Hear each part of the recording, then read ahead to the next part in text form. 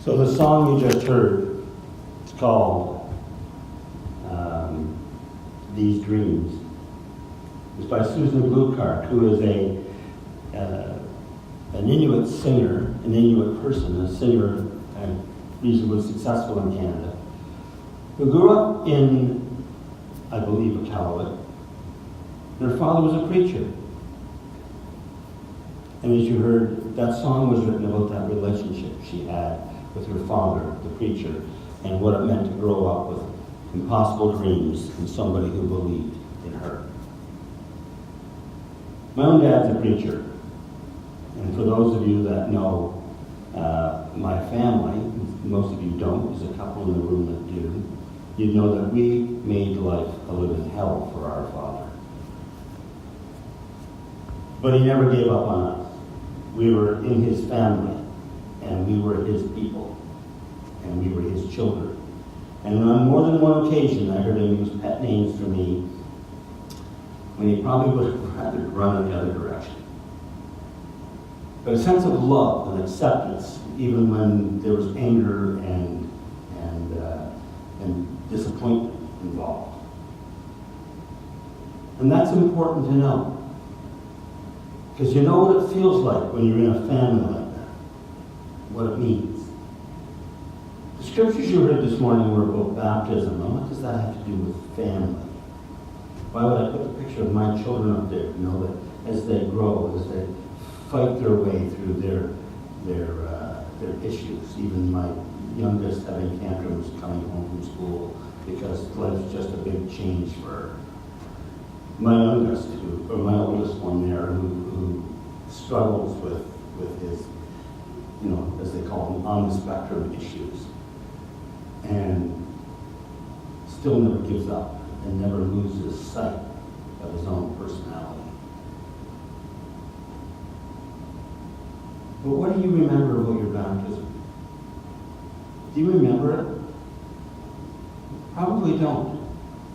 Because in our society and culture, baptism is done as an infant. So we don't realize that promises were made that we had no control over.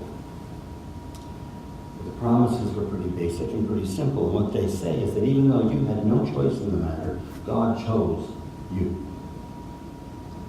Because the baptism is the baptism into the Holy Catholic Church. That's a fancy word. Big words that are used by all the denominations, the Holy Catholic Church, meaning sacred of God, universal, and a church. A collective of people that is like a family. You have been adopted into the household and family of God. That's what it means. That's what the words mean. You have been adopted into the family and household of God. You can call God Dad. It's as simple as that. Abba is the word in Aramaic that Jesus used for God. You've heard that. When you pray to Abba, take this away from me. Take away this prayer. You pray to Abba. Abba means Daddy. No different than when Susan Gluckart sings about Daddy preaching about my dreams that day. Daddy holding up my dreams as sacred. We're talking about a God that takes us in and embodies us and empowers us with a sacred love that we cannot be separated from, no matter how much we misbehave or how much we get angry, how much we get brutally beaten by life and want to become bitter and push it away. God says, okay, I hear you're angry. But guess what? I still love you. I still love you. I'm not pushing you away.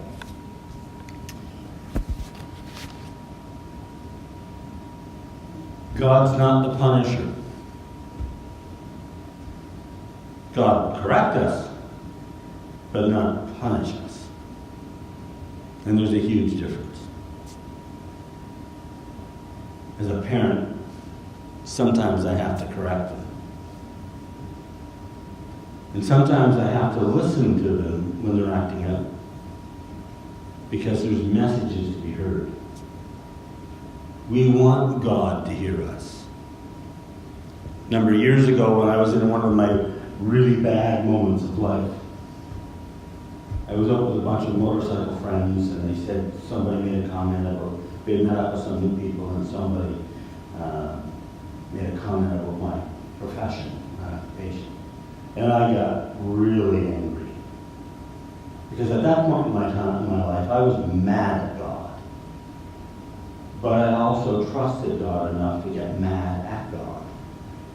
And so I expressed that anger to this person. He said, "Oh, you can't do that." You know, why not? If I can't express anger to God, who in this world could I express it to? Because God listens. God hears us. God's the one who ripped the heavens apart and sent a dove down to say, "You are my beloved child." He said it to Jesus so that he could say it to each one of us. That's the point. God incarnate is God in us, with us, around us. God incarnate, God in human form, is coming to us and saying, "I hear you. You are my beloved child." And we participate in that love each and every day. We're beginning a new year. And I love it. You know, I love this week and the week coming up.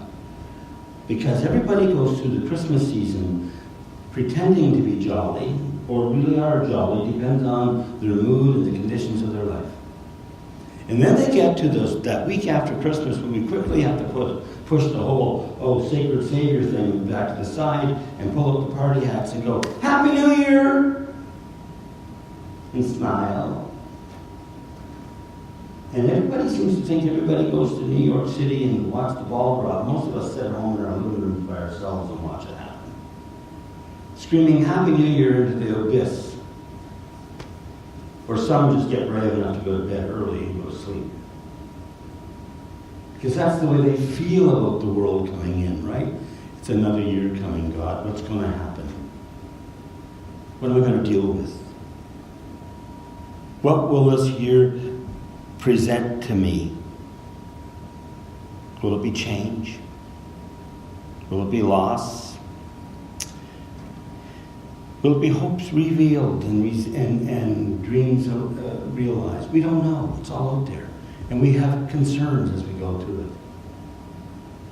And then, of course, it's the weeks after Christmas when people have been living with the lights and the crystals and the candles and all the stuff that goes around with it.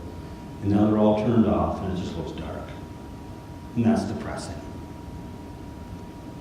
And into that moment is when that light shines.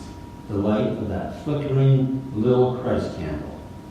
The one that we light every Sunday in the promise of the ministries and missions and outreach of God in our midst.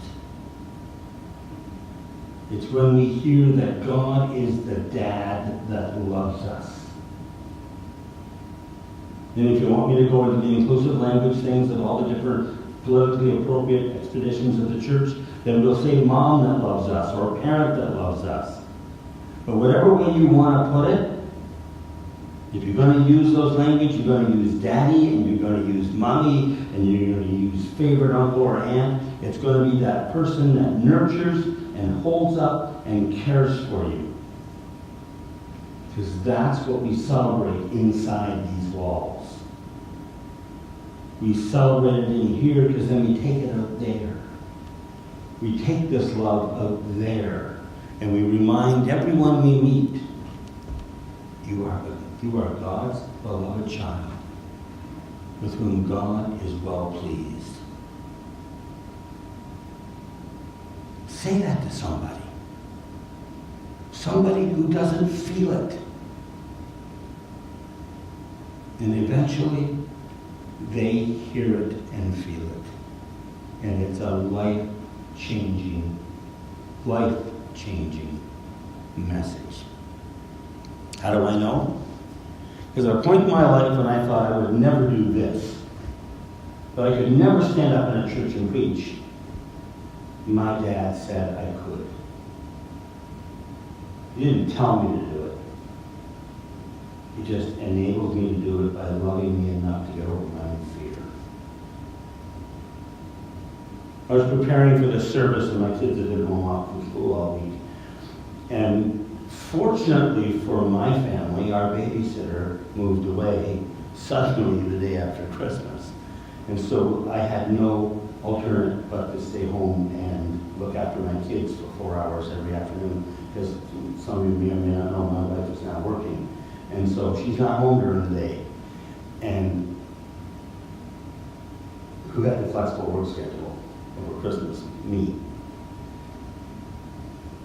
And so I watched a movie with my kids about these two boys going to a Christian camp where they had to face their fears.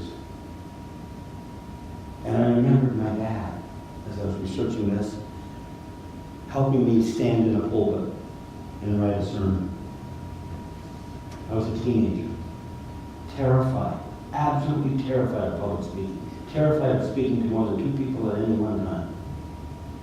It took me 2.5 weeks to write a sermon that worked out to, when I practiced it, to being about 13 minutes long, and when I got up to say it, came out in under 6.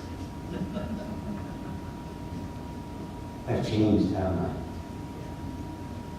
Because that love transforms us. That love enables us.